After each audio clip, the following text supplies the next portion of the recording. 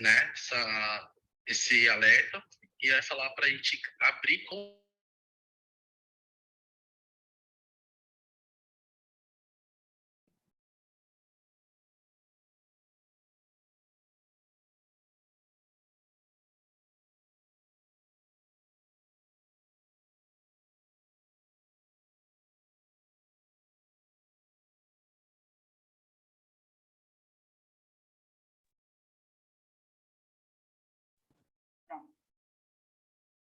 Deixa eu sair aqui do celular. Vou sair desse, tá? Pronto. Como que tá aí? Alô, oi, boa tarde. Vocês estão me ouvindo? Ouvindo, sim. Ah, que bom, porque às vezes, né, o microfone, fiquei preocupada de não estar funcionando o meu microfone. Vou abrir o vídeo para dar uma testada aqui no vídeo. Minha tela tá piscando. Uhum. Acho que o vídeo também está funcionando, né? Vou dar uma olhada no meu. Gente, eu vou ter que entrar pelo celular mesmo. Meu computador resolveu dar pau agora. Eu queria só saber como que compartilha a tela, share screen. Eu não estou conseguindo ver nada aqui no meu. Eu vou tentar fazer aqui. Você está me ouvindo, Pro? Tô te ouvindo, Sidney. Mas vendo não, né? Só um pouquinho, só um pouquinho. Eu vou fechar umas coisas aqui, tem muita coisa aberta no meu computador.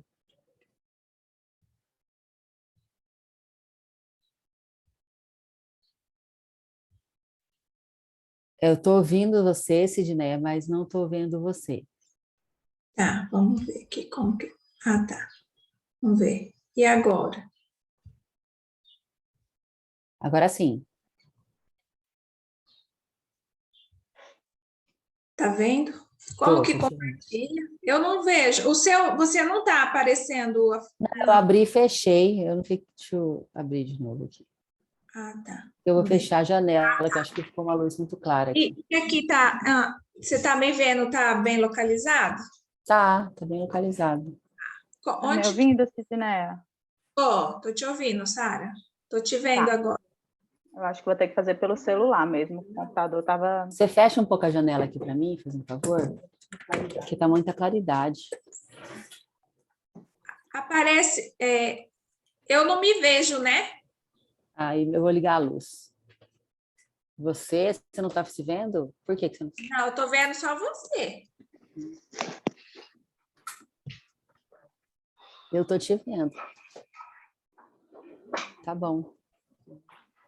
Não, Onde tá bom. que. Qualquer coisa Mas você... o meu não aparece nada para compartilhar nada. Só Deixa eu aparece. tentar compartilhar a minha, só um pouquinho, tá? Uhum.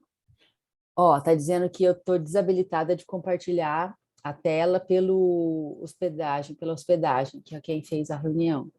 Tem como você autorizar?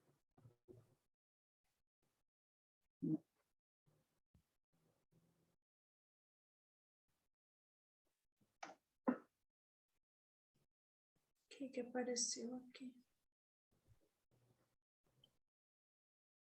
É diferente, não tem nada para clicar, só raio de vídeo.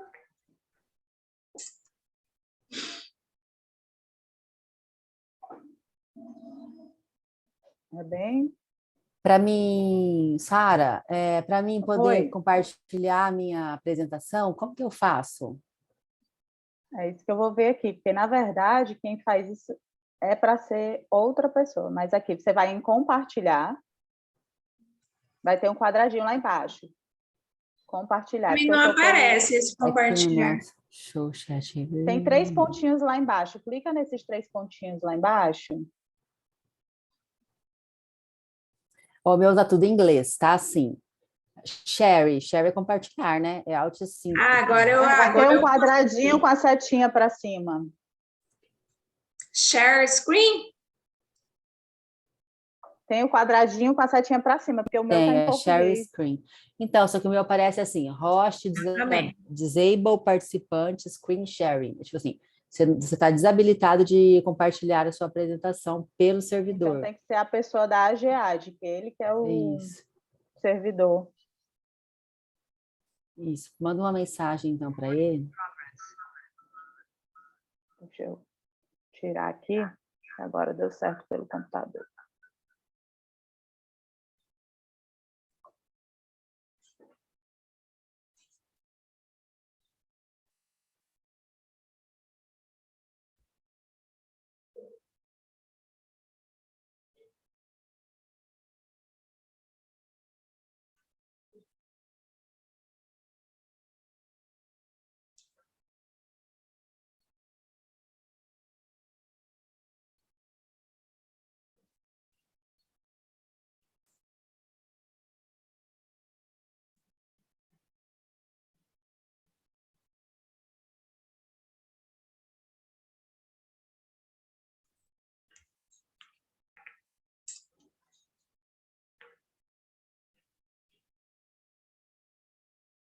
E agora? É no share screen para vocês apresentarem. Dá para me ouvir? Dá. Pronto. Mas aparece a mesma coisa ainda. Se vocês não estão habilitadas, né? Isso. Deixa eu ver aqui. Deixa eu mandar uma mensagem aqui para você.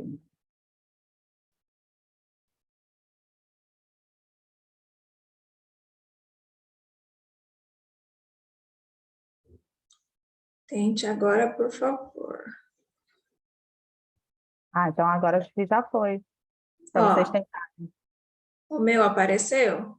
Apareceu sua apresentação, tá aqui. Só que Ah, põe já no modo de apresentar, Sidney. Pronto. Prof, tenta aí, por favor. tá no modo de um Não, só? tá, agora tá. Agora, tá? Uhum. Tá. Aí eu tenho que tirar, né, do modo de apresentação. Por Não, deixa aí. Só tira da apresentação. É, deixa aí desse jeito que tá. Só tira da apresentação, tá? Tirei, saiu? Aham. Não, você ainda está apresentando. Você tirou do modo tela cheia só. Tá, peraí, então. Stop share, será? Acho que sim. Foi? Isso. Foi. Foi sim. Tá. Quer É. pôr o seu, Pro?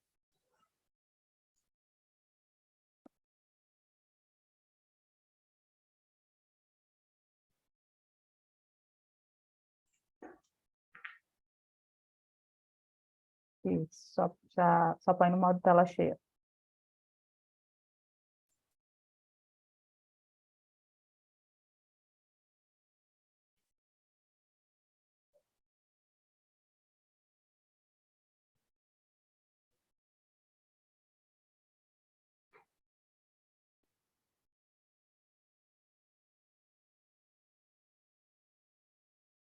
Não estou achando aqui onde que eu ponho a tela cheia. É no próprio. Peraí. Tem que sair dessa tela, que é essa sua tela. A apresentação de slides ali em cima.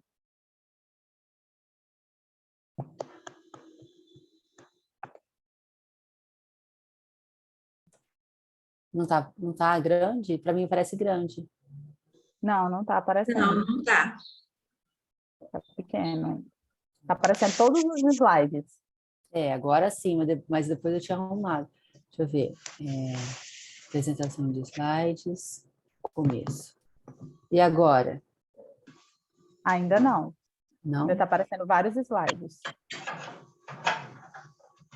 Vários slides? Aparece pelo E menos se para for mim. Tá aparecendo. do Gente, e slide? para mim só tá um slide grande. Só o primeiro slide está aparecendo grande. Aí, E ó, se Tem for passou. esse apresentação online. Só falta 2 minutos. e desse do slide atual, será que não vai? Um só. Por lá no 1, tá no 8. Põe a apresentação online, não? Tente compartilhar todas Tente as telas. compartilhar todas as telas do seu Note, por favor, da Giade. Tá, deixa eu ver aqui. Deixa eu ver.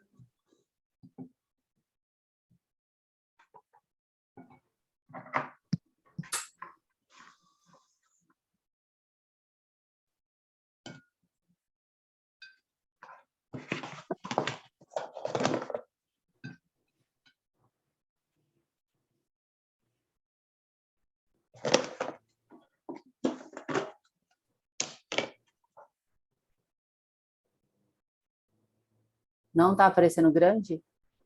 Não, a gente está vendo a tela do computador. Ah, tá. Entendi. Peraí, fechar.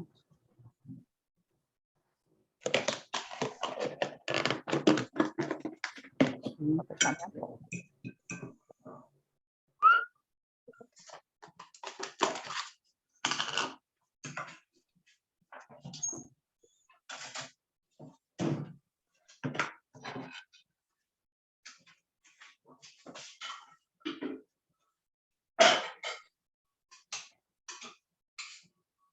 View, full screen, share. Aqui.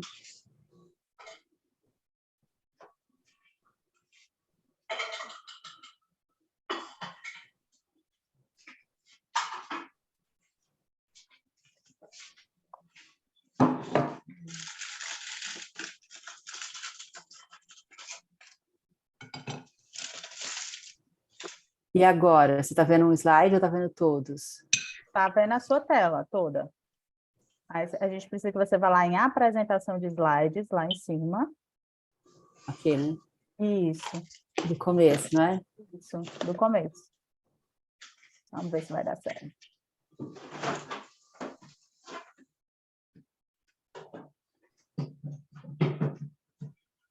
Então, para mim, ele abre. Eu estava fazendo isso, a apresentação de slide do começo. Aí ele abre para mim a tela inteira. Vamos tentar a apresentação online? Pode ser? Como que é isso? Está lá do lado, ó, tem a apresentação de slide do começo e Aqui? slide atual. Isso, tenta aí. Vamos ver se vai. Não, também não é. Não sei por que que não está aparecendo. Vamos ver. E agora?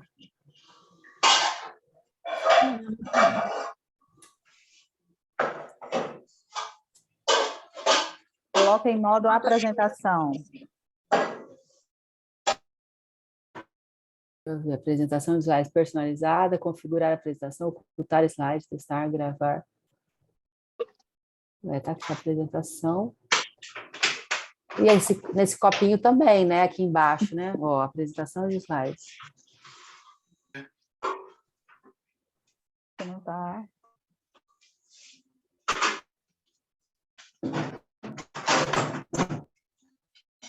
Agora nada. Ô, Sidney, se eu mandar para você, você fazer a apresentação aí, pode ser? Pode, Você vai passando? pode ser. Tá, então tá bom. Ó, tente colocar em modo leitura de apresentação. Quer tentar? Deixa eu passar para você logo. Eu vejo.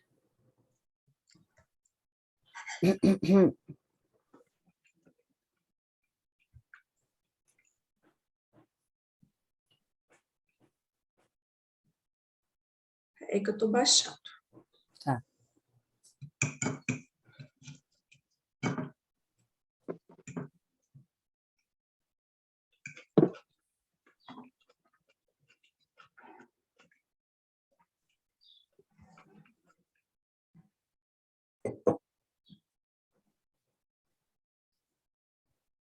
Tá. Vou tentar compartilhar. Aí, no caso, já pode começar, se der certo? Acredito que sim. A gente já está no horário, né? Já. Eu vou só fazer uma apresentaçãozinha de vocês. E aí a gente já começa. Apareceu? Apareceu, amiga? Deu Tá. certo agora. Tá. Pronto, Vai deu ser tudo por certo? aqui, né?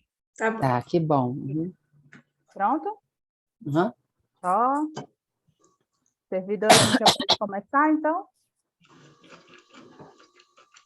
Todos prontos? Sim. Deixa eu só receber o ok aqui do meu servidor. Tá. Tá bom.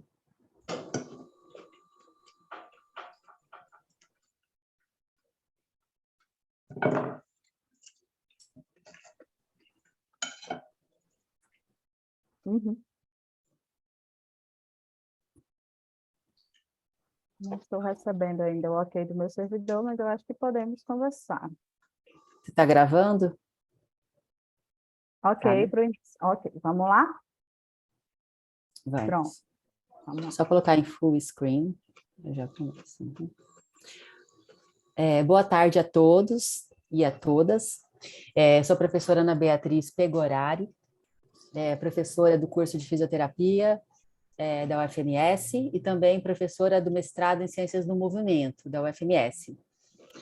Eu vou falar um pouquinho para vocês hoje sobre uma questão muito interessante ligada à questão dos esportes, né? Que seria como proteger o assoalho pélvico nos exercícios de alta intensidade e prevenir a incontinência urinária atlética. Nós sabemos que o assoalho pélvico, pode passar, Sidney. O assoalho pélvico ele é composto, né, por músculos, ligamentos, fáscias da região pélvica e que tem a função de sustentar os órgãos internos, como bexiga, útero, vagina, né? Eles participam do mecanismo extrínseco da continência urinária e fecal.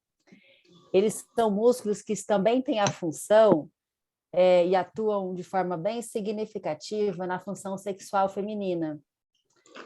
E também participam de outras funções fisiológicas, como evacuação, micção, o parto, né, natural. Então, quando a gente pensa na mulher que pratica exercícios de alta intensidade, que se preocupa em ganhar massa muscular, fortalecer a musculatura do tronco, abdômen, glúteos, né? Muitas vezes esses músculos do assoalho pélvico, eles ficam um pouco esquecidos. A gente não tem ainda hoje uma preocupação em fortalecer esses músculos e evitar o dano a essas fibras que com o tempo, né, com o impacto, com o envelhecimento, isso pode acarretar uma flacidez dessa musculatura, uma perda de fibras, e também aí é onde as disfunções do assoalho pélvico podem começar a acontecer. E essa mulher vir a perder urina durante a prática esportiva, a não controlar, né, os flatos, a ter problemas na área sexual, também de perda de libido, né, anorgasmia, e fora os prolapsos de órgãos pélvicos e outros problemas que podem acontecer, como constipação. Então, é uma musculatura que a gente precisa se atentar, se preocupar, conhecê-la, né, e também ter uma preocupação de fortalecer esses grupos musculares juntamente com os outros, né, que a gente fortalece na academia, na corrida, nos boxes e todos os outros tratamentos que existem para ganho de massa muscular. Então, esses músculos, eu estou localizando ele aqui para vocês nesse slide, né? Ele é composto por o trígono urogenital e diafragma pélvico. A gente tem 2 diafragmas que compõem essa musculatura. Então, um é mais superficial e mais anterior, né? E o outro mais profundo e mais posterior.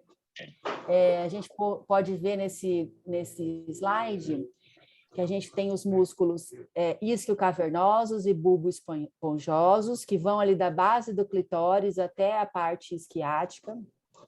Os músculos transversos superficiais do períneo, né? Que sustentam ali o corpo perineal. E em volta ali do ânus e toda essa região mais posterior, o grupo dos elevadores do ânus. Eles são inervados por um nervo chamado nervo pudendo. Ele é um nervo misto que emerge da raiz anterior de S2 a S4 na medula sacral, e ele inerva todo o assoalho pélvico, né?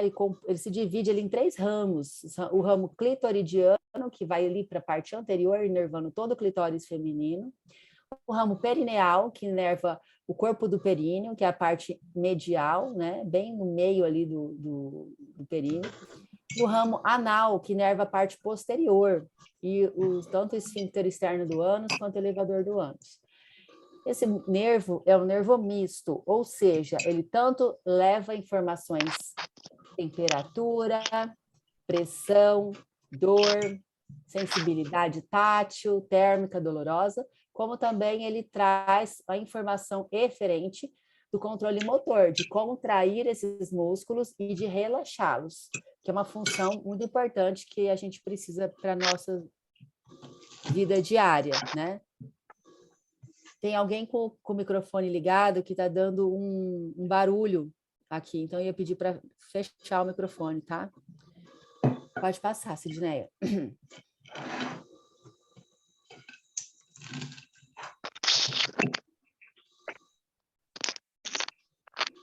Sidneia, pode passar o slide. Estou tentando, mas não está indo. Tá. Não estou conseguindo passar. Vamos ver como que dá para fazer. Tenta tirar da apresentação e passar normal, assim, pequeno mesmo. Tá.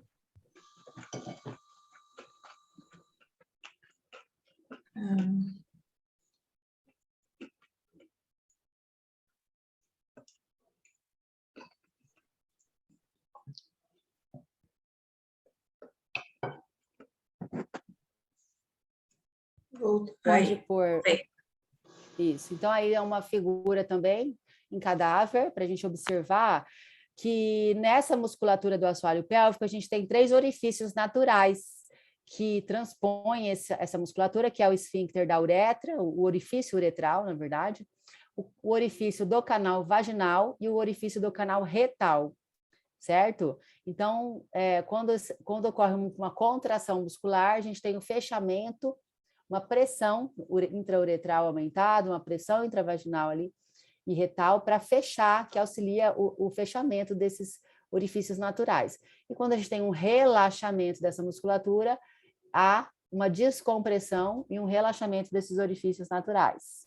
Pode passar, Sidneia.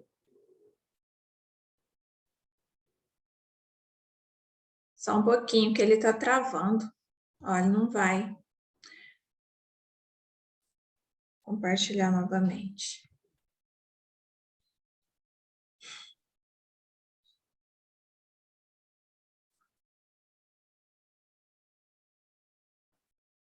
Esse? Sim. Uhum. Bom, então aqui está o nome detalhado de todos os músculos, né? Porque a gente fala assoalho pélvico, mas não é um músculo só. Eles são N músculos, né? Só o elevador do ânus, ele tem 4 feixes musculares, que é o bulbo vaginal, bulbo retal, iliococcígeo, isquiococcígeo. Então, assim, tem vários feixes musculares que compõem o elevador do ânus. O músculo transverso superficial do períneo, o isquio cavernoso e o bulbo esponjoso, que estão mais relacionados à resposta sexual, que eles são mais anteriores. A compressão desses músculos, a contração desses músculos favorece, né, o estímulo ali na região de clitóris, favorece a irrigação sanguínea dessa região, né? Então, lógico, os músculos mais anteriores vão estar ligados mais à resposta sexual, os mais posteriores à continência fecal, e os intermediários ali à questão de vagina e uretra, tá? Pode passar. Aí, uma vista lateral,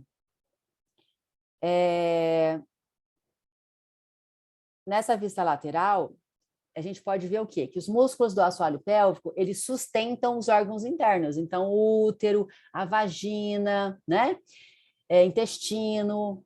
Se a gente tem uma flacidez, uma fraqueza, uma desnervação dessas fibras musculares, consequentemente, vai ter um desabamento dessa estrutura e uma herniação dos órgãos internos. Então, muitas vezes a gente, fulana está com a bexiga caída, né? Um termo muito coloquial, muito comum. Não é que ela está com a bexiga caída, mas houve um enfraquecimento das estruturas colpospressoras, né, ligamentos que ligam ali o colo uterino ao sacro, músculos que sustentam ali a região de vagina anteriormente. Então, há um desabamento e uma herniação, e a gente chama isso de cistocele, ou então esterocele, que é a famosa prolapso uterino ou prolapso da bexiga, prolapso do reto, né? A mulher sente uma bola, sente um abaulamento quando vai tomar banho, quando vai se lavar, vai se tocar, sente que aquilo ali está abaulado, houve uma alteração dessa anatomia, tá? Pode passar.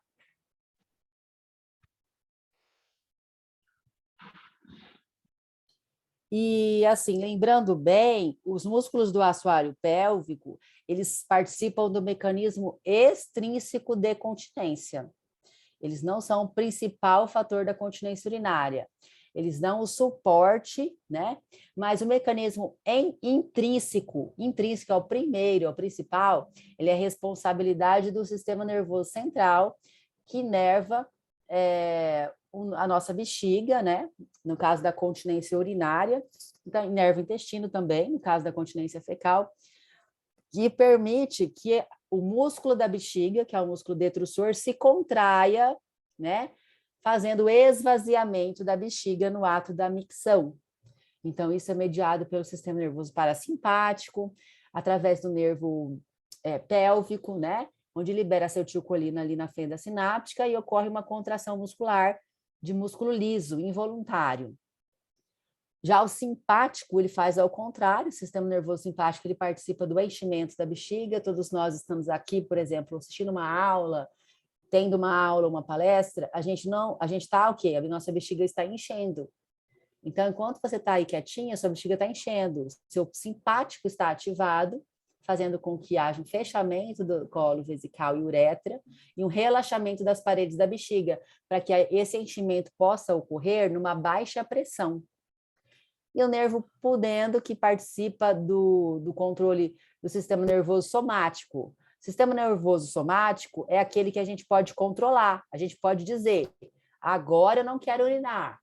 Eu estou tendo contrações do detrusor, mas eu não quero. Eu vou, contrair o assoalho pélvico, contrair o canal da urina ali, a uretra, o rápido esfíncter, né, que é o nome certinho do músculo, e não vou permitir que eu vá ao banheiro. Então, ele modula os outros sistemas. E aí a gente consegue com que a bexiga relaxe e a gente não vá ao banheiro, só vá no horário que a gente acha apropriado. Então, esses sistemas, a maturação desses sistemas se dá ali por volta dos 3 anos de idade, onde a criança ganha esse controle, né?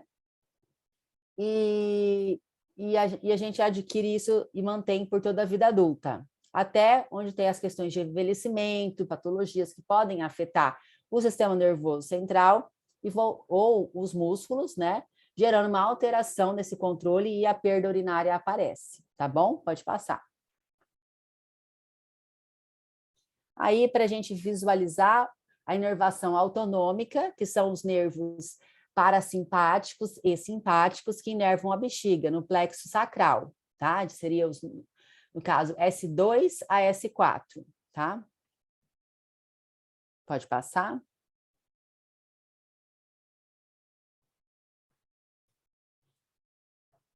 Então, lembrando que o hipogástrico, que é o nervo responsável pelo que o sistema nervoso simpático, né, atua na bexiga, né, por meio do nervo hipogástrico, ele tem altura medular de T10 até L2 e o parasimpático de S2 a S4.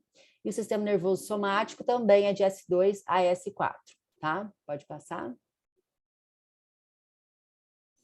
Já falei isso, pode passar, né? Cada nervo que ele faz, pudendo ele faz tanta contração quanto relaxamento voluntário, quando a gente pensa em contrair ou pensa em relaxar.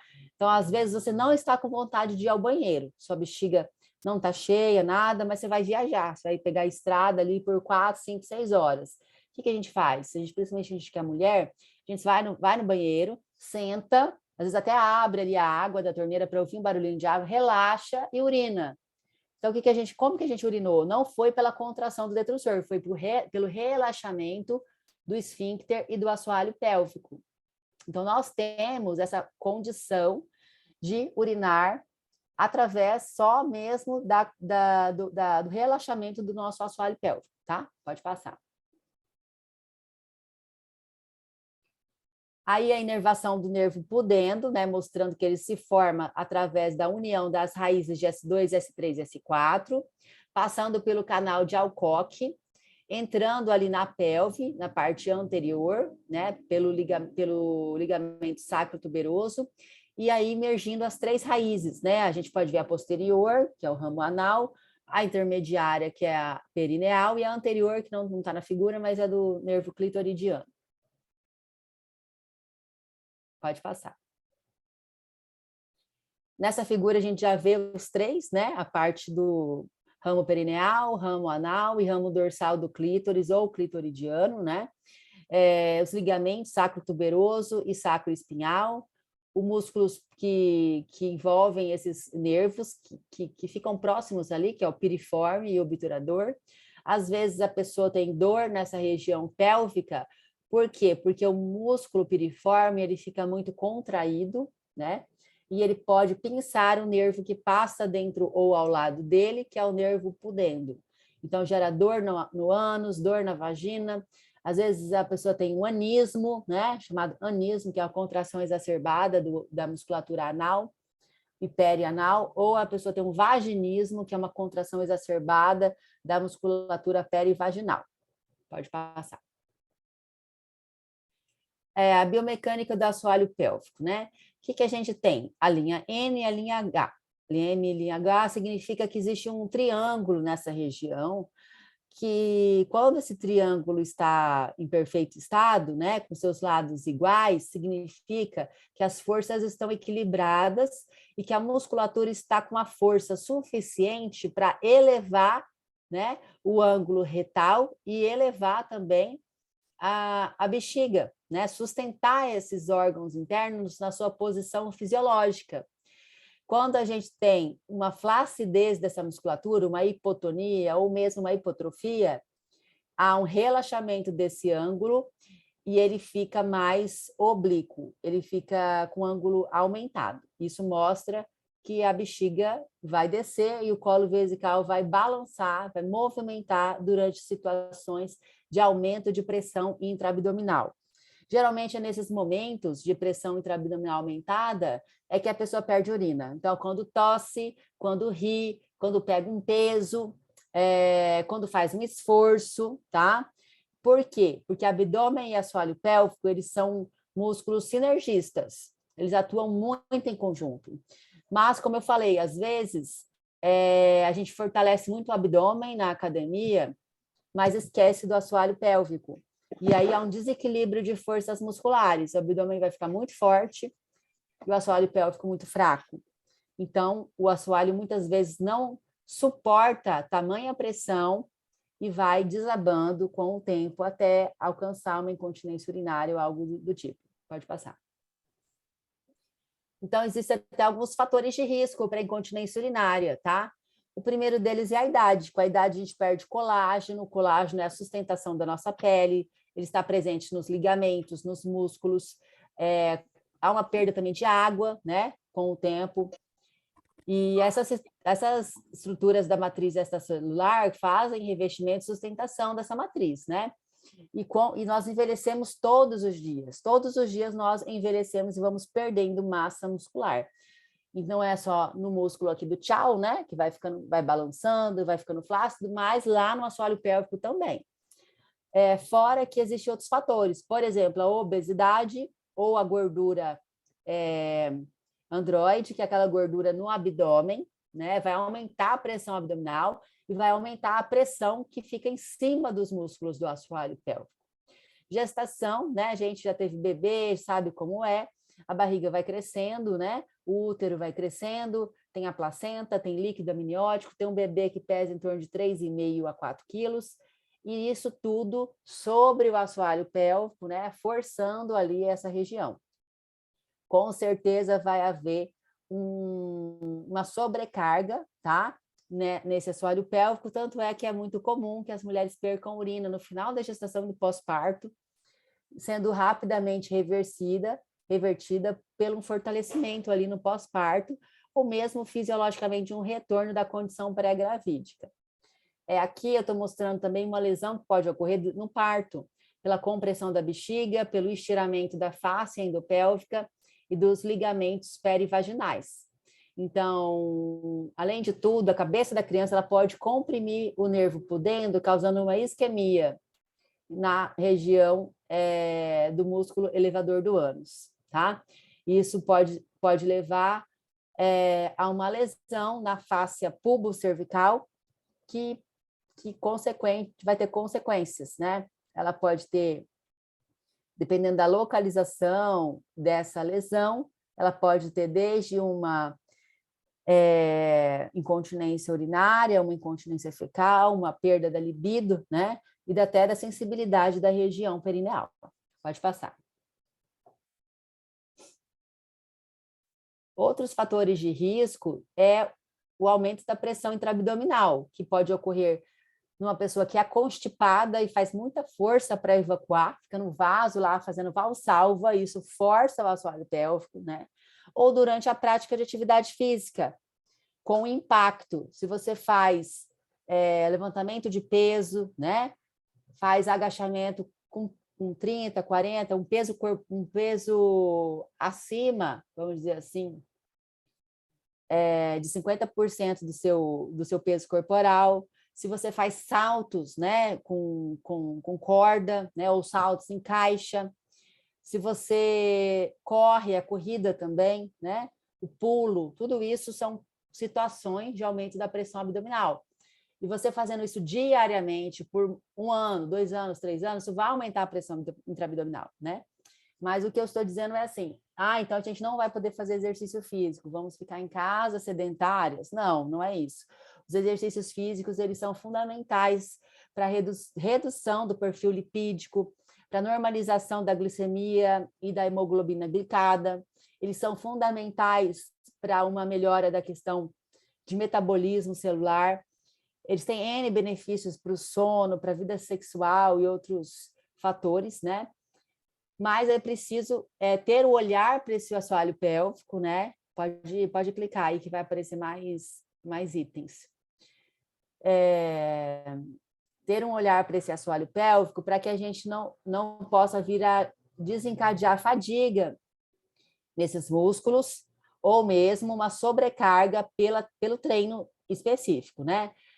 Tendo em visto isso, eu tenho esse trabalho na área de saúde da mulher e desenvolvo algumas pesquisas com atletas para investigar primeiro o perfil das mulheres que têm incontinência urinária, qual é o motivo qual o momento da queixa, da perda, se são mulheres mais velhas, se são mulheres mais jovens. A gente tem alguns dados que a gente trouxe, né, para vocês, tanto de um estudo anterior do meu aluno Igor Thiago Cerqueira de Paula, que fez um trabalho muito interessante de prevalência de incontinência urinária em mulheres praticantes de crossfit, como da Sidneia Cavalcante, que também vai falar um pouquinho da avaliação do assoalho pélvico.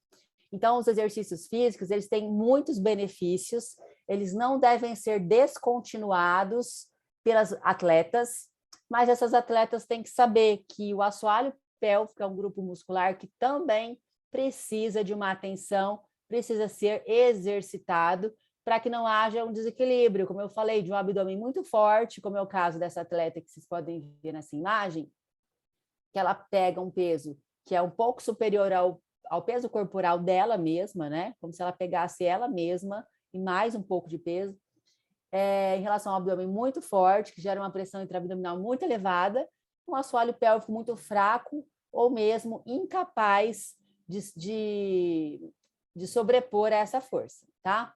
Então, os impactos negativos do exercício, eles podem ser, vamos dizer assim, minimizados pelo olhar da fisioterapia, né? Ou mesmo do educador físico que fala, contrai o assoalho pélvico quando você contrai o abdômen, contrai o assoalho pélvico quando você for levantar um peso, né?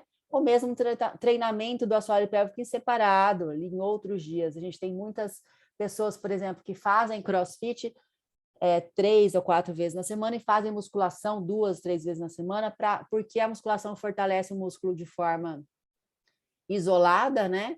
Então tem muitos benefícios na hora do treino do cross, que é mais dinâmico.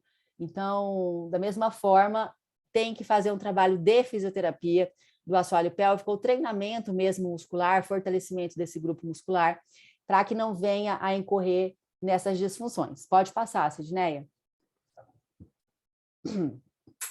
Pode passar. Bom, então a mensagem que eu quero deixar para vocês aqui, o assoalho pélvico ele suporta o aumento da pressão intraabdominal, pode passar, durante os pulos, os saltos, né? Os estudos que tem, eu vou falar um pouquinho do que tem publicado sobre esse assunto, né? A gente sabe já que eu tenho incontinência se a minha pressão intraabdominal for maior do que a minha pressão uretral. Então, se eu tenho um esfíncter forte, que sustenta, sei lá, 80 milímetros de mercúrio, e eu tiver uma pressão abdominal de 90, eu vou perder urina, porque a pressão intraabdominal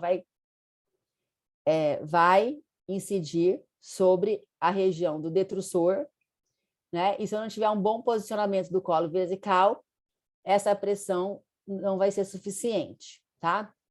Nas mulheres jovens e nulíparas,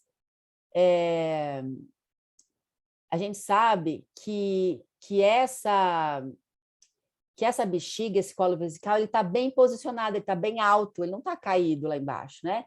Ele está alto. Então, nesse momento, quando eu tenho uma pressão intraabdominal, ela vai incidir tanto na bexiga quanto na uretra. Então, não tem problema em relação a esse aumento de pressão abdominal. Mas com a idade, com o tempo, a perda de colágeno e uma fraqueza dessa musculatura, a uretra ela fica um pouco abaixo da sínfise púbica. E aí, a pressão intraabdominal ela vai incidir somente sobre o detrusor, não vai incidir sobre a uretra. E aí é que eu tenho um problema, porque eu tenho uma perda de urina, ok? Pode passar. Então, os estudos mostram que a incontinência urinária em atletas, ela é maior do que na população de mulheres saudáveis e sedentárias, tá? Então, a gente tem, na mulher sedentária, geralmente a incontinência urinária ela vai aparecer com uma idade mais avançada, lá por seus 50, 60 anos. Mas na atleta, ele já aparece mais cedo. Por quê? Porque até hoje não existe um treinamento do assoalho pélvico para essas mulheres atletas, né? Elas vão à fisioterapia apenas quando a incontinência já está instalada. E aí a gente consegue reverter e ganhar força, atrofismo, velocidade nessa musculatura e potência. Mas os estudos mostram que a causa da incontinência não é o crossfit, não é o exercício, né?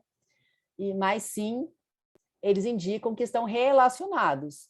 As mulheres que fazem corrida, que são cheerleaders,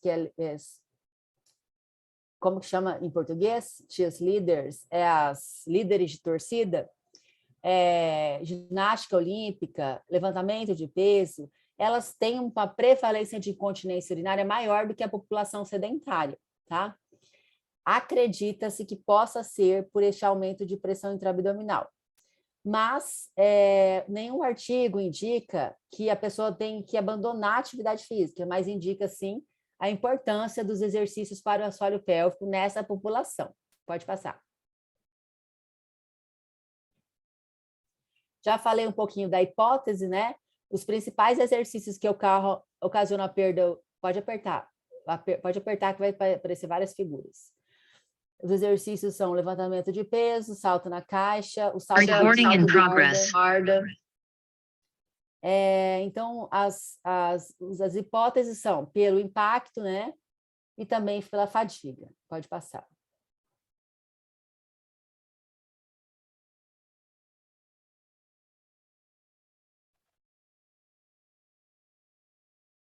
Aí as disfunções mais comuns, né? Pode apertar, que vai passar várias disfunções.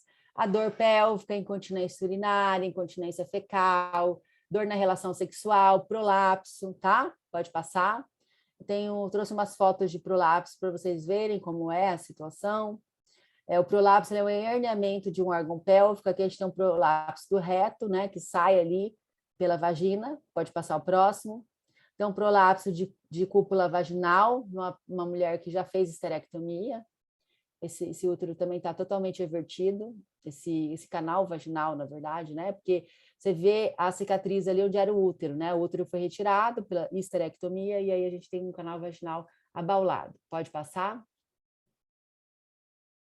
Tudo isso gera um impacto negativo na qualidade de vida, questão social, psicológica, relacionamento íntimo. A mulher, às vezes, fica retraída, não quer mais usar uma roupa clara, porque pode manchar, né, de xixi, pode aparecer, ou uma legging branca, por exemplo, ou muito clara, né, acaba usando mais roupa preta, tem vergonha, muitas abandonam a atividade física por causa da incontinência urinária, tá bom? Pode passar.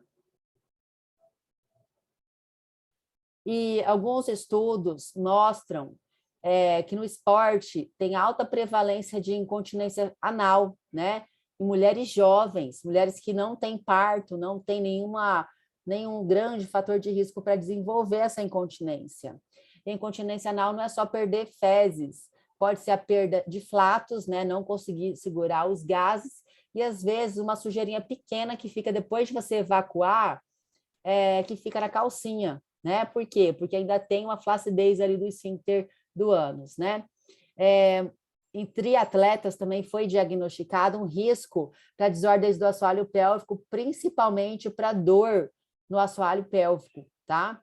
Então, eles acham que o exercício extenuante ou de alta intensidade pode ter um impacto, pode estar associado à questão dessas mulheres, tá? Pode passar. Aqui um estudo em líderes de torcida, mostrando também uma alta prevalência de disfunções do assoalho pélvico nessa população. São mulheres também jovens, a maioria não tem filhos, né? E já tem algum grau de incontinência urinária. Pode passar. A gente tem um questionário, né, que avalia a incontinência urinária, e esse estudo ele mostrou que em torno de 37% das mulheres são incontinentes, né? No estudo aqui em Campo Grande, do Igor, de Paula, Cerqueira de Paula, ele já evidenciou 42% de incontinência urinária nas mulheres que praticam cross-training, que é crossfit, né, aquela marca. E a maioria delas eram mulheres também de uma idade acima de 35 anos, tá? E não tinham muitos filhos, não. Elas tinham 1, 2 filhos, então não tinham grandes riscos para ter incontinência urinária. Não eram mulheres velhas, eram mulheres adultas, né? Em torno de 39, 40 anos, e não tinham muitos filhos, tá? Então, isso mostra que é devido a não trabalhar, não fortalecer o assoalho pélvico, um desequilíbrio, o músculo abdominal muito fortalecido, muito exercício de alta intensidade, muito exercício de pressão intraabdominal, mas um desconhecimento um pouco dessa musculatura. Pode passar.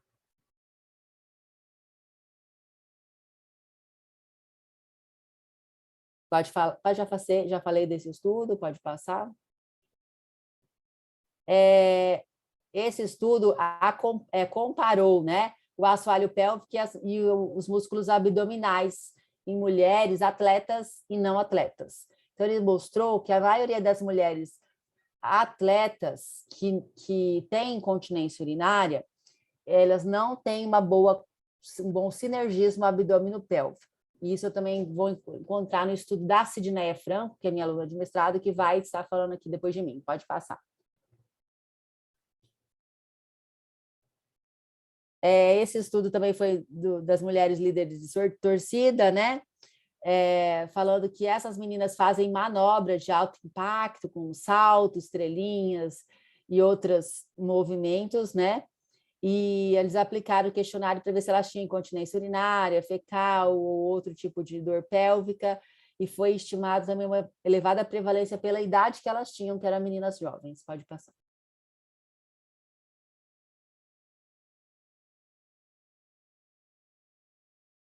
Esse estudo avaliou também atletas de alto nível que tinham incontinência urinária, tá? E ele mostrou 14% de incontinência urinária, tá? Nessa população. Pode passar. Apesar dessa incontinência ser alta, elas relataram que não tinha um impacto negativo na qualidade de vida. Isso que é bem interessante, tá? Eu perco urina, mas é pouquinho e não me afeta, não entende? E isso eu achei muito interessante, porque eu acho que era só no momento do exercício. Elas não têm incontinência urinária em casa, no dia a dia, no trabalho, na vida sexual, não, somente no momento do exercício. Elas acabavam usando absorvente, que é esses absorventes diário, de uso diário, protetor diário, que acaba mascarando a perda ali. Então, por ser uma incontinência, vamos dizer assim, quantidade pequena, e só no momento dos treinos, não tinha um impacto grande na qualidade de vida. Só que elas são mulheres jovens, né? O grande problema que elas vão sentir de impacto vai ser quando elas envelhecerem um pouco, que essa incontinência vai se agravar, né? O que era uma gotinha só no exercício vai vir jatos, né?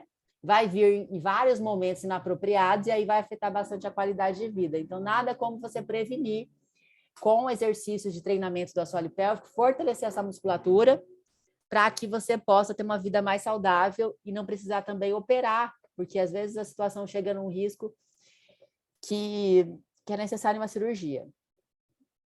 E às vezes tem situações que após a cirurgia eles mandam para a gente, porque também não ficou tão boa ou não atingiu um resultado satisfatório, tá bom? E nesses casos a gente tem que associar a fisioterapia, que é o fortalecimento, com a cirurgia. Outros estudos também mostraram alta prevalência de incontinência urinária em mulheres que fazem exercício de alto impacto, tá? E esses estudos tinham média ali 39% da população. Então, está mais do que claro na literatura que há sim uma associação entre o exercício de alto impacto e a incontinência urinária. Então, o que era antes uma hipótese, será que tem a ver? Será que tem alguma relação? Hoje já está bem detalhado na literatura que existe sim, né? Mas todos os artigos não orientam o abandono da atividade física. Orientam sim a procura por um fortalecimento desse grupo muscular para que ocorra um tratamento, vamos dizer assim, desse problema. Pode passar.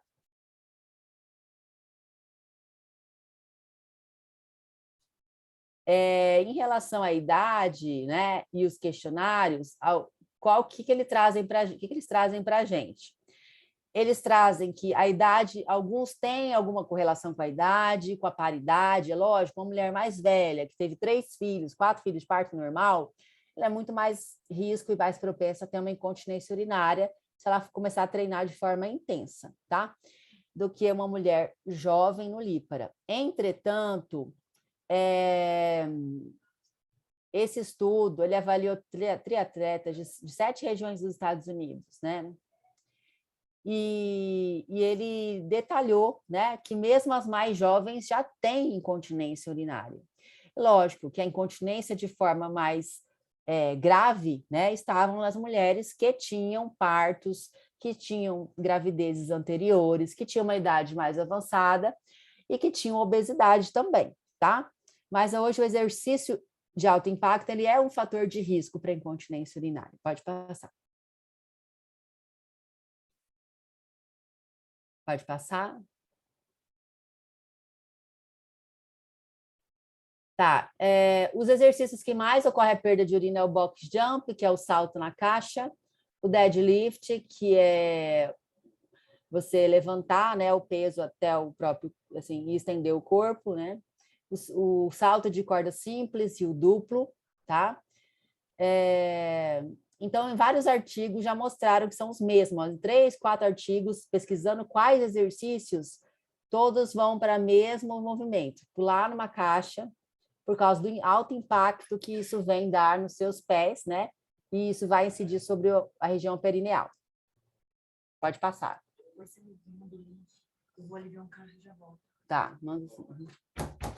Bom, finalmente, a gente chega à conclusão que nenhuma mulher deve interromper a atividade física por causa da incontinência urinária, tá? Mas o enfraquecimento dessa musculatura, ele vai se dar de qualquer forma. Envelhecemos todos os dias, tá? Perdemos massa muscular, perdemos massa óssea, né? Nós, mulheres, ficamos grávidas, temos partos, e isso vai enfraquecer muito mais o assoalho pélvico. E a atividade física é apenas um fator a mais disso tudo que eu falei. Então, a atividade física vigorosa, ela vai desencadear a incontinência de esforço em uma musculatura que já está enfraquecida, né? E toda mulher deve treinar o assoalho pélvico para que não haja um desequilíbrio entre os outros grupos musculares e o assoalho pélvico. Então, a gente tem reto, transverso do abdômen, adutores, abdutores, fortalecidos nessas atletas. E por que não o assoalho pélvico? Né? Por que não fazer exercícios para o assoalho pélvico? Né? Então, a fisioterapia pélvica deve avaliar essas atletas e deve acompanhar esse treinamento, né? Para que isso não venha desencadear a incontinência urinária, e naquelas que já têm instalada, deve fazer uma reabilitação, ok? Gente, obrigada. Espero que vocês tenham gostado do assunto que eu trouxe aqui para vocês hoje. E estou abertas para perguntas, tá bom? Muito obrigada. Ok, professora, obrigada aí pela sua apresentação. A gente ainda vai ter a apresentação da Sidneia, né? E aí, antes de eu passar para a apresentação da Sidneia, a gente já tem uma pergunta aqui no chat, né? Que já fizeram uma pergunta aqui. Deixa eu ler aqui a pergunta. A pessoa está parabenizando, é da Marja.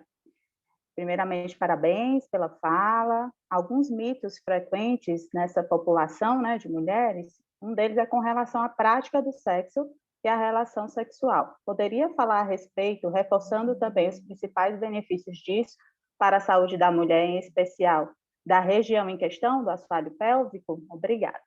E essa foi a pergunta, professora.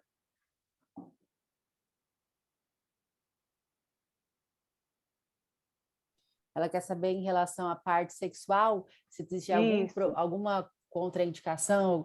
Então, a região sexual, a área sexual funciona assim. Às vezes, a mulher que tem incontinência urinária, ela vai se desviar, né? Vai procurar se... não iniciar a prática sexual, ela vai querer evitar a prática sexual, porque ela pode perder a urina durante o sexo, né? E também pelo medo do odor da urina, do parceiro perceber. Então, tudo isso deprime muito a mulher, né? Dá um prejuízo muito grande para a qualidade de vida da mulher, tá? Agora, o sexo em si, fazer sexo, não vai gerar incontinência urinária, tá bom? Uma pessoa que tem uma frequência sexual aumentada, faz muito sexo, isso não vai gerar incontinência urinária ou uma fraqueza do assoalho pélvico. O que vai acontecer é quando a mulher não está bem lubrificada. A gente sabe que existe toda uma resposta fisiológica do nosso organismo frente ao sexo. Para o homem, isso é muito rápido, isso é muito fácil, porque o homem ele precisa de em torno de 50 ml de sangue que vai para o pênis dele para ele ter uma ereção e ter vontade de fazer sexo e conseguir uma penetração. A mulher, ela precisa de o dobro de sangue, ela precisa um dobro não, ela precisa de 500 ml, então é 10 vezes mais quantidade de sangue na região para que possa haver um engurgitamento ali das estruturas do clitóris, para que haja uma lubrificação da vagina, uma preparação dessa região para uma penetração. Se a mulher tem uma relação sexual, eu não estou com vergonha de falar não para o meu marido, não estou afim, eu estou com sono, mas vamos lá. E ela tem uma relação sexual sem estar preparada, vamos dizer assim, sem estar lubrificada, sem estar com a musculatura preparada ali, aí sim ela vai ter uma flacidez, porque a musculatura não está preparada para aquela penetração e vai haver ali um movimento, né, de fricção. E se não der dor depois, né? Isso se não for uma coisa dolorosa na hora, porque aí sim a mulher vai ter uma fraqueza do assoalho pélvico ao longo do tempo. Se ela ficar tendo relação sexual sem ter orgasmo, sem ter libido, sem ter lubrificação. Então a gente tem que ficar muito atenta a isso.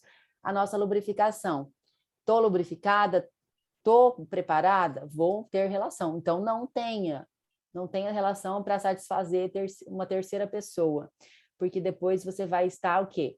Prejudicando o seu assoalho pélvico, tá? E podendo gerar uma flacidez e posteriormente uma incontinência urinária. Espero ter respondido a pergunta dela.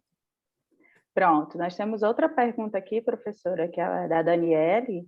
Ela queria saber se o treinamento concomitante do Pilates não seria mais adequado para as praticantes das modalidades de treinamento de alta intensidade do que a musculação, em relação ao fortalecimento desse assoalho pélvico.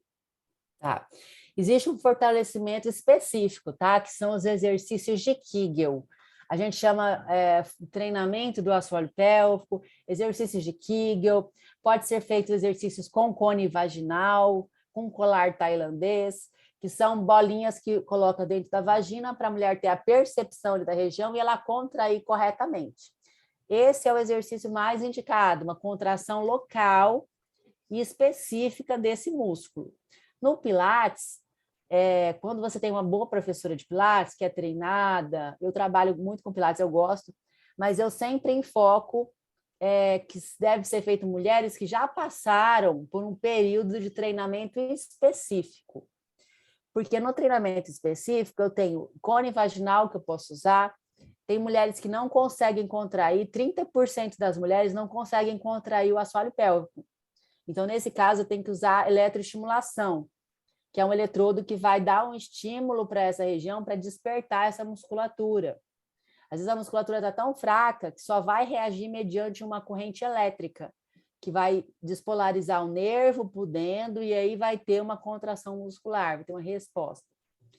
Então, depois que eu já fiz essa reabilitação com a fisioterapia de eletroestimulação, cones vaginais, que a mulher já sabe contrair voluntariamente, que ela já consegue sustentar um tempo ali, aí sim ela poderia fazer no Pilates, porque o Pilates sempre eles têm um comando verbal, né, no movimento de contrair tanto o umbigo quanto o períneo, né, durante os movimentos. Então, Pilates trabalha bastante. O grande problema e se essa mulher não sabe contrair o assoalho pélvico? Você vai estar dando comando, você não está vendo a musculatura, né? Está lá dentro, está lá interno. Então, se não for... Então, minha recomendação é procure uma fisioterapeuta pélvica que trabalha com colar, com cone, com eletroestimulação, com exercício, que ela vai fazer uma avaliação e ver se você sabe contrair corretamente, ok, pode fazer Pilates. Não sabe, ela vai orientar, ela vai trabalhar ali para ganhar força, velocidade, potência muscular, tá bom? Ok, professora, obrigada pelos esclarecimentos. Já eu vou dar uma olhadinha, ver se tem mais perguntas, né? Só para fazer uma apresentação da nossa professora Ana Beatriz, né? Ela é graduada em fisioterapia, tem mestrado e doutorado em ciências médicas pela Universidade de São Paulo, né? É especialista em fisioterapia dermatofuncional pelo CUFITO e é docente adjunta do curso de fisioterapia e professora credenciada no mestrado em ciências do movimento da nossa UFMS. Né? Ela participa da linha de pesquisa Aspectos Profiláticos e Terapêuticos da Atividade Física em diferentes condições de saúde. Também é professora credenciada ao Programa de Residência Multiprofissional em Reabilitação Física, que é da UFMS e ser APAI. Né? Agora a gente vai ouvir ainda a Sidneia, que é orientanda da professora Ana Beatriz, né? Ela tem graduação na Uniderp, né? Pós-graduação em fisioterapia hospitalar, pós-graduação em MBA em auditoria em saúde, né? E é mestranda em ciências do movimento pela UFMS. Muito obrigada, professora, muito esclarecedor, muito interessante, principalmente para nós mulheres, esse assunto, né? De extrema importância. E agora eu vou passar a palavra para a Sidneia, para ela falar um pouquinho da pesquisa dela. Obrigada, Sara. Boa tarde a todos. Eu sou a Sidneia. Vou estar apresentando um pouquinho o meu trabalho, a nossa pesquisa, né, do mestrado. Vamos lá. Tá aparecendo para vocês? Aí. Apareceu, né? Então, vamos lá. Eu sou a Sidneia, tá? É a minha orientadora, a professora doutora Ana Beatriz, e o meu trabalho é intitulado Avaliação dos Sintomas Urinários, Perfil Eletromiográfico do Assoalho Pélvico e Composição Corporal de Mulheres Praticantes de Cross-Training. Está falando um pouquinho na introdução do assoalho pélvico, que ele é constituído, como a professora já passou nos slides dela, por músculos, fáscias e ligamentos, e que garante o correto posicionamento dos órgãos pélvicos e abdominais.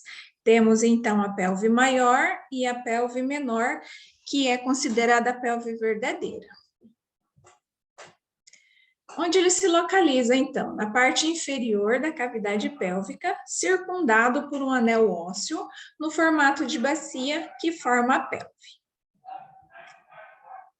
Como músculos superficiais, né, nós temos o músculo bulbo esponjoso, músculo isquio cavernoso, transverso superficial do períneo e o esfíncter externo do ânus.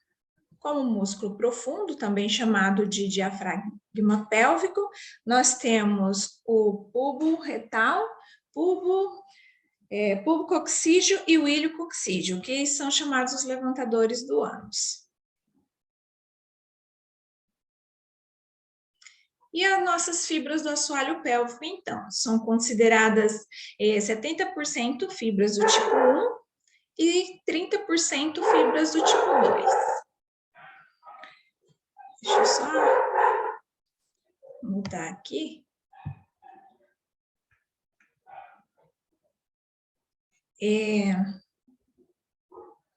Eu não estou conseguindo ver o slide. As fibras do tipo 1, que são as 70%, então são fibras vermelhas, né, de contração lenta, e que são responsáveis pela sustentação e manutenção da continência em repouso. As fibras do tipo 2, 30%, são fibras brancas, são fibras de contração rápida, são responsáveis por manter a continência urinária e fecal, né? E elas são recrutadas durante o aumento súbito da pressão abdominal. A nossa incontinência urinária, ela tem uma incidência muito alta, em média 200 milhões no mundo, né? O que a torna um problema de saúde pública. Afeta, em média, 5 a 69% de mulheres, tá? No Brasil, aproximadamente, a estimativa é de 26,2%. E a incontinência urinária por esforço queixa de perda involuntária de urina em esforços ou esforço físico, incluindo atividade esportiva, ou quando a pessoa espirra, ou na tosse. Também pode acontecer essa incontinência urinária por esforço. Quais os fatores de risco, então? Idade, né, que aumenta com a idade, peso, paridade, né, traumas do assoalho pélvico, como cirurgias, né, durante o parto, que tem a episiografia também pode acontecer, obesidade, tabagismo e constipação. Quais os mecanismos, então, de continência? Temos o mecanismo proximal e o mecanismo intrínseco. O mecanismo proximal, o que acontece? Temos o ângulo útero-vesical.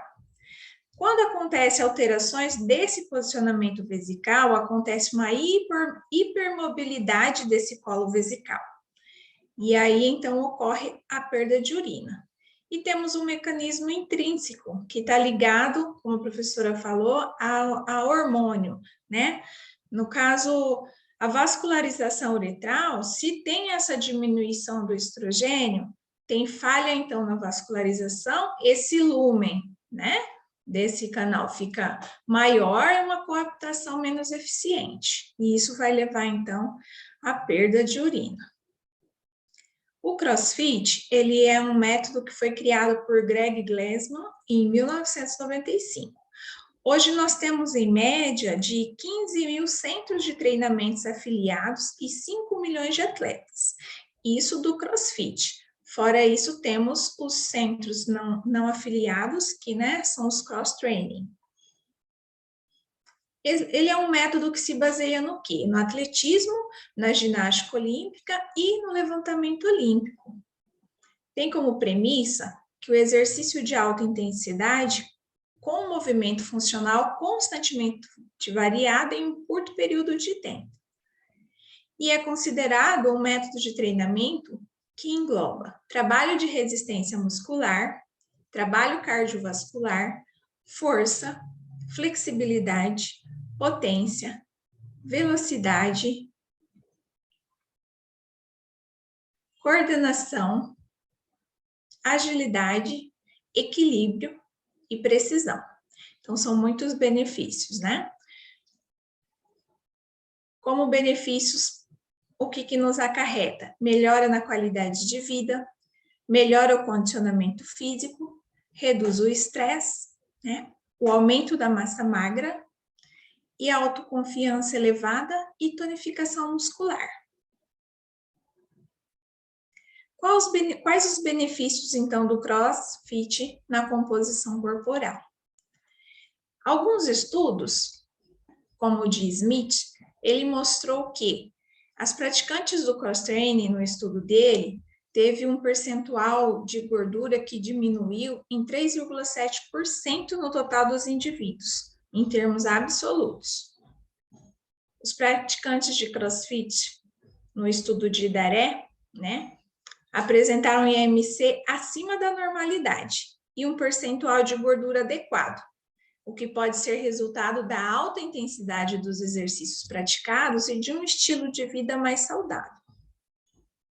E quanto à resistência muscular, Neves, em seu estudo, em 2020, ele avaliou 16 praticantes de CrossFit, sendo 10 do sexo feminino e 6 do sexo masculino. E os resultados foram superiores, principalmente a resistência de tronco, que ele mensurou através de testes de abdominais em 1 minuto, e houve um predomínio de classificação nos limites superiores, destaque maior para as mulheres, que foi observada uma maior resistência muscular de membros superiores na flexão de braços, e todas obtiveram a classificação excelente ou acima da média. Mas apesar de grandes benefícios, como tem sido relatado, como redução do peso corporal, fator protetivo coronariano, ainda não está claro quais os efeitos o treino de alta intensidade pode trazer para o assoalho pélvico. E quem levanta essa hipótese é o Guepard, 2018. Eu trouxe um estudo de Young, 2019, onde ele avaliou 105 participantes. 105 participantes faziam CrossFit e 44 participantes faziam exercícios aeróbicos. E ele observou o quê? Que 50 mulheres do cross relataram incontinência urinária de esforço, enquanto as 44 que faziam os aeróbicos não houve relato de incontinência urinária de esforço. Nas praticantes de CrossFit, então, os 3 principais exercícios que ele observou que estavam associados aos sintomas de incontinência urinária de esforço foram o double unders, com 47,7%, pular corda, 41,3%, e saltos de caixa, 28,4%.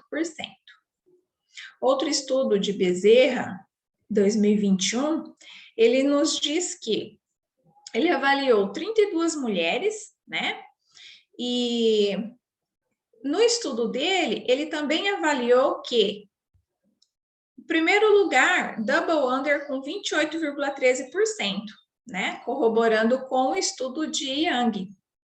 Tá? Em segundo, o salto na caixa, com 21,88%.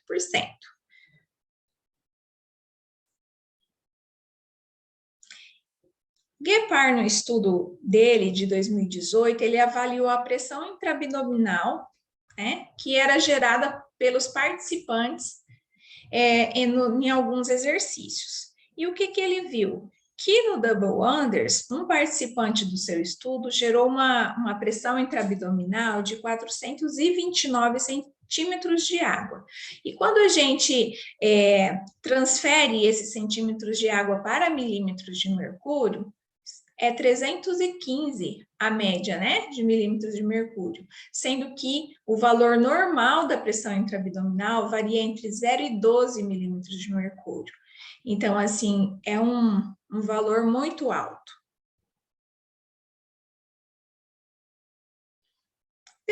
Eu trouxe aqui para vocês alguns estudos onde usaram a eletromiografia para avaliar o assoalho pélvico de algumas modalidades, como, por exemplo, bailarinas de dança do ventre.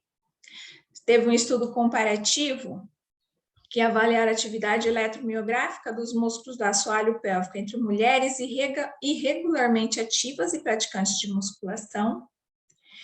E um outro estudo onde se avaliou, os músculos do assoalho de mulheres com e sem incontinência urinária em resposta ao salto vertical.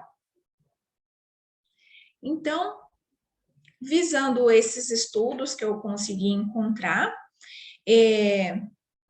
há um pouco de escassez, acerca dos estudos que investigam essas disfunções do assoalho pélvico. Essa combinação, então, de aumento da pressão intraabdominal, fadiga muscular e musculatura do assoalho pélvico sobrecarregada devido ao exercício extenuante pode levar a uma perda involuntária de urina, A avaliação dos músculos do assoalho pélvico se torna muito importantes. E utilizando a eletromiografia se torna mais importante ainda porque ela é uma ótima ferramenta que avalia e detecta e quantifica as principais alterações neuromusculares do assoalho pélvico. Quais as nossas hipóteses, então? De que mulheres que se expõem a exercícios de alta intensidade e têm incontinência urinária possuem uma atividade eletromiográfica, uma menor atividade, né, eletromiográfica, do que mulheres continentes e praticantes de exercício de alta intensidade. E de que as mulheres continentes possuem talvez um maior percentual aí de massa muscular no tronco do que as mulheres incontinentes. E qual o objetivo geral do meu estudo, então? Avaliar a atividade, né, bioelétrica do assoalho pélvico de mulheres praticantes de cross-training com e sem incontinência urinária. Como objetivo específico, temos avaliar o perfil sociodemográfico, a composição corporal dessas mulheres, qual a prevalência e ocorrência de incontinência urinária, né? Avaliar a atividade eletromiográfica dos músculos do assoalho pélvico e correlacionar a ocorrência da incontinência urinária de esforço com os fatores associados à atividade bioelétrica dos músculos do assoalho pélvico e do abdômen, bem como com o percentual da massa magra na região do tronco e percentual de gordura. Qual vai ser, então, a minha metodologia? Meu estudo, ele é um estudo transversal, observacional. A amostragem será por conveniência. Tá? O local da minha pesquisa vai ser na Clínica Escola Integrada, da UFMS. A amostra, minha amostra são mulheres praticantes de crossfit, com presença ou não de incontinência urinária de esforço, né? Vamos dividir em 2 grupos, sem incontinência urinária de esforço e com incontinência urinária de esforço. Fizemos um estudo piloto, onde a gente utilizou a média e desvio padrão para fazer um cálculo amostral, onde ele nos deu a média de 17 mulheres por grupo para fazer parte da nossa amostra. Local de captação, vamos estar buscando esse público nas academias com a modalidade cross-training na cidade de Campo Grande. Quais os critérios, então, de inclusão? Idade mínima de 18 e máxima de 50 anos, que pratiquem o cross-training há pelo menos 6 meses, né? E que tem uma frequência mínima de pelo menos 3 vezes na semana de prática dessa modalidade. Como critérios de exclusão, uso de medicamentos antimuscarínicos, prolapso genital, infecção do trato urinário, noctúria, enurese, história prévia de exercícios do assoalho pélvico e cirurgias uroginecológicas. Gestação e parto. Meu trabalho já foi aprovado pelo Comitê de Ética. E como instrumentos de avaliação, primeiramente, vamos fazer o recrutamento, né? Vou estar explicando para essa praticante dessa modalidade toda a pesquisa em si e tudo que vai ser utilizado de método de avaliação. E após a assinatura, após a gente dar para ela um termo de consentimento livre e esclarecido para ela estar assinando. Como variáveis descritivas, para caracterizar a minha amostra, vou utilizar um questionário sociodemográfico, que vai conter dados pessoais, escolaridade, ocupação, estilo de vida e histórico de saúde, história clínica e ginecológica, número de filhos, vias de nascimento, antropometria, massa corporal e altura, e dados sobre o exercício realizado e se pratica mais algum exercício. O questionário SIC, né, ele avalia, então, a incontinência urinária de esforço. É um questionário autoadministrável e de fácil entendimento. Ele é validado já para o português por Tamanini, em 2004. tá? A amostra ela será dividida, então, como eu disse, em 2 grupos, um grupo com e sem incontinência urinária de esforço, tá? De acordo com o item 3, então, do questionário, com que frequência você perde urina, aquelas que responderem nunca, com o score 0, serão classificadas como continentes, e as demais como incontinentes. Após isso, né, será analisado o item 6 do questionário, quando você perde urina. As mulheres que assinalarem a resposta, perco quando estou fazendo atividade física, então serão classificadas como incontinência de esforço. Para avaliação eletromiográfica, vou estar utilizando este equipamento, que é o New Myotool, tá? Da Miotec. A disposição dos eletrodos será superficial, então é uma eletromiografia de superfície, com eletrodos nessa disposição de 9 e 3 horas, tá? Vai ser realizada uma higienização da região subcostal, a 12, 15 centímetros da região umbilical, onde eu vou posicionar 2 eletrodos, tá?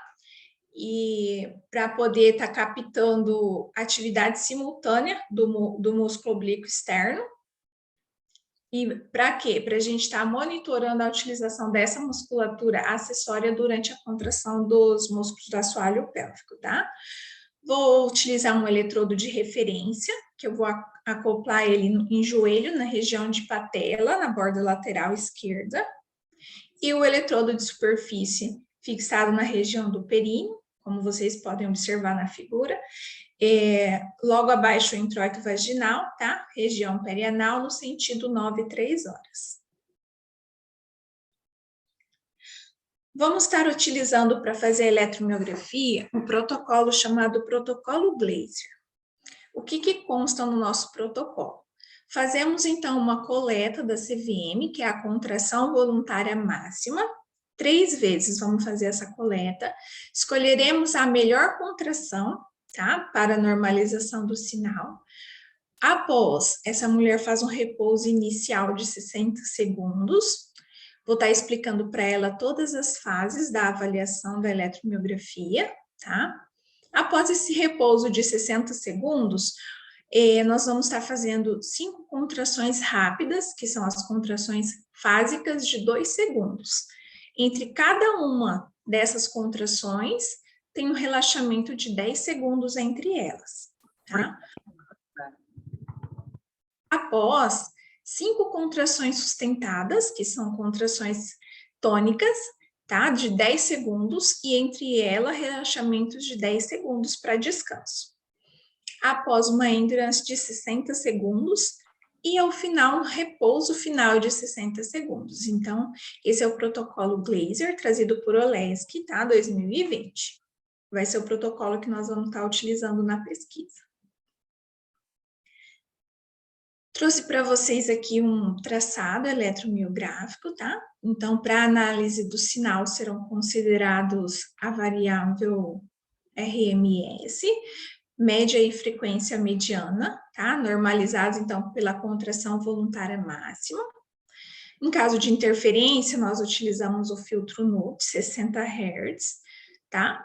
Cada contração a gente vai janelar como essa, para observar início e fim da contração e os pontos que têm maior estabilidade de sinal e os valores das variáveis analisadas serão obtidas fazendo a média das 3 contrações de cada momento.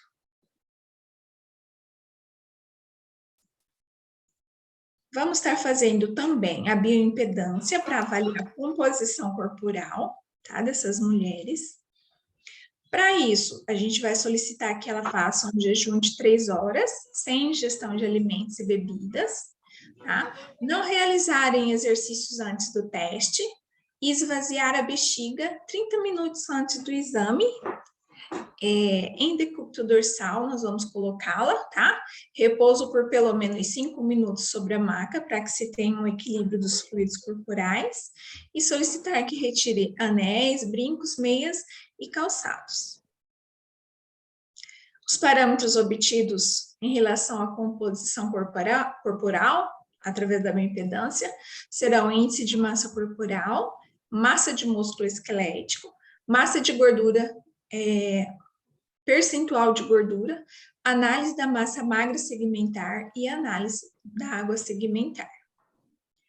Para nossa análise estatística, vamos, então, coletar e registrar esses dados no Excel, ser compilados em arquivos digitais, tá? Para análise estatística, uma estatística descritiva, para dados paramétricos, como média, desvio padrão, o teste de Mann-Whitney, que vamos analisar diferenças entre os grupos, e o teste T de Student para ver alguma diferença entre as médias dos dois grupos, tá? Levando em consideração uma significância de 5%. Como a minha pesquisa já está em andamento, a gente fez um estudo piloto. A princípio, avaliamos 20 participantes, tá? Todas as mulheres com idade média de 37,25, mais ou menos 7,8 anos, formaram a amostra desse estudo piloto, onde 8 mulheres são do grupo de incontinência urinária de esforço e 12 mulheres sem incontinência urinária de esforço. Tá? Os grupos eles não foram semelhantes em tamanho da amostra, porém apresentam semelhança em idade, índice de massa corporal, tá? Percentual de gordura e massa muscular em tronco.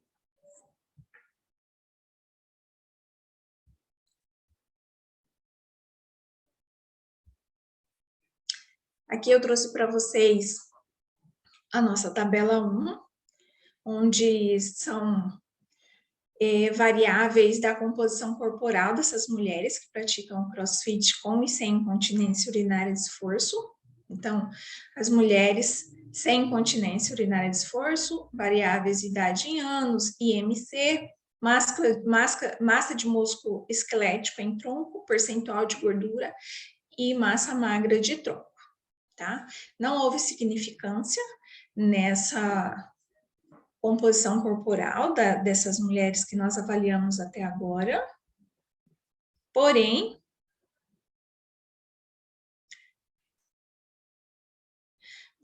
em relação ao perfil da composição corporal, foi observado que 45% das mulheres que avaliamos tinham um índice de massa corporal, né, valores de água segmentar e massa de músculo esquelético 80% acima dos níveis de referência. Especialmente estava localizado mais em membros superiores e tronco, que pode ser devido a essa prática do exercício. A maioria das mulheres são bem assíduas, fazem pelo menos 5 vezes na semana. Tá? Observamos também que o percentual de gordura corporal observado estavam, na maioria delas, 80% dentro do nível de referência. Tá?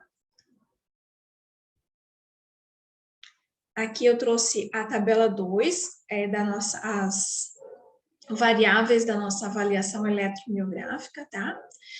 Aqui temos a variável repouso inicial, média de contração fásica, tá? Em microvolts, tempo antes do pico da contração fásica, que é a de 2 segundos, tempo após o pico, média de contração tônica, que é a contração de 10 segundos, tempo antes do pico, tá? Tempo após o pico, endurance, repouso final, tempo de endurance, transverso e na fibra fásica e transverso na tônica, tá? Então, aqui os dados, eles foram expressos em média e desvio padrão, tá? E nós podemos observar significância aqui no p-valor, no tempo antes do pico, na média de contração tônica, tempo antes do pico da contração tônica e tempo após o pico da contração tônica. Então, em relação às fibras fásicas, o que nós observamos?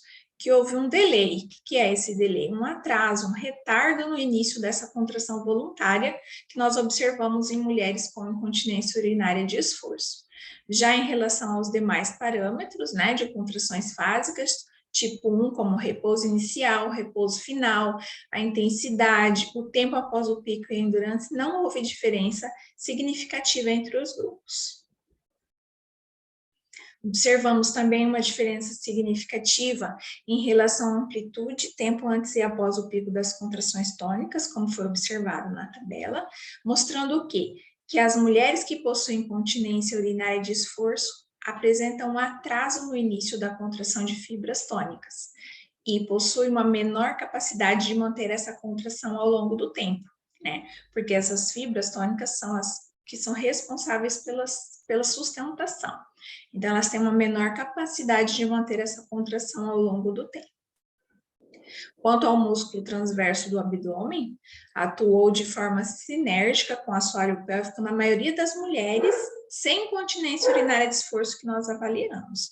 Já entre as mulheres com incontinência urinária de esforço, quase metade delas não apresentaram este sinergismo. E como a professora disse na apresentação dela, tem essa importância de se manter esse sinergismo para que não ocorra essa perda urinária. Aqui eu trouxe para vocês algumas das referências que eu utilizei.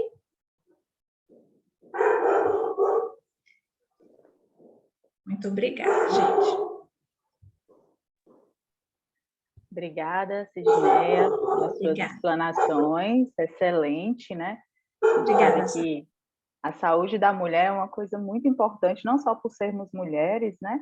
Mas porque nós já temos bastante problema de saúde, então é interessante a gente saber desses estudos, desses dados, eles são de suma importância para que a gente tenha um autoconhecimento, né? Essas informações sejam levadas realmente, né? Que muitas vezes a gente não sabe contrair essas musculaturas do assoalho pélvico e a gente precisa desse estudo eletromiográfico para que a gente possa ter essa consciência até corporal de conhecer o nosso próprio corpo, né? Que vai atingir várias áreas da nossa vida, né? Não só a área da saúde, mas até o nosso psicológico, como a professora falou também, né? Vai afetar várias áreas da nossa vida, né? A gente tem alguma pergunta no chat? Deixa eu dar uma olhadinha aqui.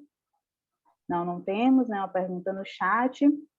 Mas assim, Sidneia, eu queria te perguntar se essa avaliação eletromiográfica, ela é feita, quem que requisita esse estudo? Se qualquer praticante de CrossFit quiser, né, de CrossFit, quiser cross-train, quiser fazer essa avaliação, qual profissional que ela vai procurar para fazer essa avaliação? Então, ela pode estar procurando o fisioterapeuta, né, para estar fazendo essa avaliação, que tenha, assim, mais conhecimento dessa avaliação para estar podendo colocar em prática. Geralmente é o fisioterapeuta que é especialista na área de saúde da mulher, né? Fisioterapia uroginecológica ou pélvica, que vai saber fazer a avaliação e tem um equipamento também específico, né? Então tem que ser um fisioterapeuta especializado nessa área pélvica, tá?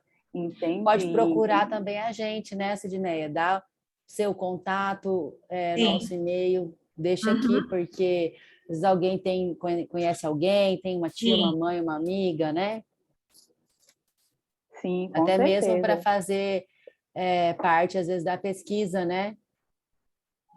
Sim, eu acho que é importante para nós, né, da área 21, que a gente tenha esse conhecimento de que existem profissionais especializados nessa área, né, e que podem ajudar a qualidade de vida, a saúde da mulher dessa forma. Inclusive, né? Então, qualquer educador físico pode estar encaminhando seu aluno, seu paciente para a clínica escola da UFMS para ser avaliado, né, no projeto de saúde da mulher, de fisioterapia pélvica da professora Ana Beatriz. Lá na recepção da clínica escola, eles têm uma lista de espera que eles já fazem agendamento ali e a gente vai chamando. A partir do momento que vai tendo vaga, a gente já vai chamando. Então, assim, a partir de que idade que vocês estão atendendo lá na clínica? Todas as idades. Todas as idades. Eu tenho um projeto tem um ambulatório lá que a gente atende até criança que tem incontinência urinária, tá? Mas para o projeto da Sidneia, né, são as mulheres adultas, acima de 18 anos. Isso. Mas é interessante a gente frisar que, como a professora falou, são pacientes de todas as idades que podem procurar a clínica escola, né, que é um dos serviços da UFMS, para poder fazer esse atendimento e ter aí, então, essa avaliação completa. Né? Eu quero agradecer. Destacar que é gratuito, tá? Toda essa avaliação, tratamento que a gente oferece, tudo é gratuito pelo SUS. Eu queria pedir para vocês, se possível, aí, né, colocar no chat aí, então, um link para que as pessoas tenham acesso aí a essa avaliação, saber mais informações, assim, o e-mail de vocês ou um link, para que a gente possa divulgar esse serviço tão importante, né, que a UFMS está oferecendo. Mais alguma consideração, professora, doutora Ana Beatriz? Eu só queria falar que eu estava uma vez treinando numa academia, achei muito interessante. O próprio professor que me atendeu, sem saber que eu era da área, né? Ele me orientou nos equipamentos, ele sempre falava, ó, contrai a região pélvica quando você empurrar a máquina, quando você fazer o leg press, contrai o umbigo, coluna reta. Então, eu achei super interessante. Falei, gente, que interessante, né? Ter um cuidado para essa região, né? Da postura, tudo, porque tem profissionais e profissionais, né? Tem profissionais que estão ali, o paciente está fazendo, o paciente não, o aluno ali está fazendo o exercício todo errado, forçando a coluna, forçando o abdômen, e tem profissionais que não estão nem aí. E outros, olha só a diferença, né? Então, mostrar como o educador físico ele faz a diferença quando ele sabe orientar o seu aluno, tanto a questão postural, quanto essa questão de contrai o umbigo, vai fazer uma força, assopra o ar, não faz valsalva, não faz aquele tranco que você força o períneo, né? Então, puxa o ar, assopra na expiração, empurra a máquina, contrai o umbigo para dentro, ativa o abdômen, ativa o assoalho pélvico. Isso é super interessante, que mostra um diferencial, né, para o cliente ali. Então, assim, parabéns aos educadores físicos que já estão tendo já muito essa concepção da importância do assoalho pélvico para a mulher, que a gente não deve lesionar o assoalho pélvico durante a prática esportiva, né? Sim, com certeza. E eu acho que esse conhecimento tem que ser cada vez mais disseminado, né, para que esses profissionais estejam cada vez mais capacitados, né? E esse é um dos objetivos do Simpósio de Atividade Física e Saúde na região Centro-Oeste, né? É trazer mais informações que vão colocar profissionais mais capacitados no mercado, né? E esse simpósio, ele também é uma das atividades do Festival Mais Esporte da UFMS, a gente vai ter mais atividades também, mas eu quero aproveitar a oportunidade para agradecer a professora, a doutora Ana Beatriz, quero agradecer também a mestranda Sidneia pelas explanações, excelente trabalho, né? Já estão colocando o link aí, que eu já estou vendo, eu vou colocar aqui no chat um link para vocês das demais atividades que vão ter do simpósio de atividade física, tá? A gente ainda vai ter apresentação de trabalho, vai ter bate-papo entre os jovens cientistas, vai ser bem legal, e a gente vai até o dia 26 com esse terceiro simpósio de atividade física e saúde da região Centro-Oeste, né? Quero realmente agradecer, espero contar com vocês em outras oportunidades, trazendo cada vez mais informações atualizadas, né? Principalmente sobre a saúde da mulher, né? Eu quero agradecer a presença de todos aqui no chat, né? A presença do pessoal que está assistindo a gente, né? E é isso, gente. Muito obrigada, tá, professora? Obrigada, Sidneia. Até uma próxima oportunidade. Oi, Sidneia. Vai falar, Sidneia? Não, eu falei muito obrigada, Sara. Obrigada. Eu também obrigada, agradeço. Professora. Obrigada, professora. Obrigada, agradeço a todos pelo convite, tá? Por poder estar aqui com vocês. Um grande abraço. Aproveitem bastante os outros palestrantes. Obrigada. Tchau, tchau. Obrigada, professora. Tchau, tchau. Até a próxima oportunidade. Vocês que estão aí assistindo, por hoje é só. E a gente vai ter mais atividades. Eu deixei o link aí no bate-papo para que vocês tenham acesso a essas atividades. Ok? Obrigada.